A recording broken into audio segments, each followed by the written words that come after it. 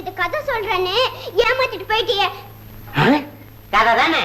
இன்னைக்கு அருமையான கதை சொல்றேன். சொல்லுங்க. கொஞ்சம் தள்ளுங்க. உட்காரு. ஒரு ஊர்ல 2 பூனை இருந்தது. அதுங்க ரெண்டும் ஒரு சமயக்கட்டுல பூந்து ஒரு அதிர்ஷ்டத்தை திருடிட்டு வந்துருச்சு. நாம எப்படி பங்கு போட்டுக்கிறதுன்னு தெரியாம முழிச்சுக்கிட்டு இருந்தது. அப்ப அந்த பக்கமா ஒரு குரங்கு ஒண்ணு வந்தது. நான் பங்கு போட்டு தர்றேன், அதிர்ஷ்டத்தை கொடுன்னு கேட்டுச்சு.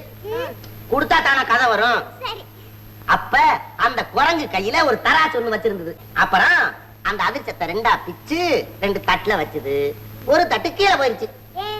அந்த தட்டுல பெருசா இருக்குது. குரங்கு என்ன செஞ்சுச்சு? உடனே கொஞ்சத்தை கடிச்சு சாப்பிட்டுட்டு தட்டுல வச்சுக்கிட்டு.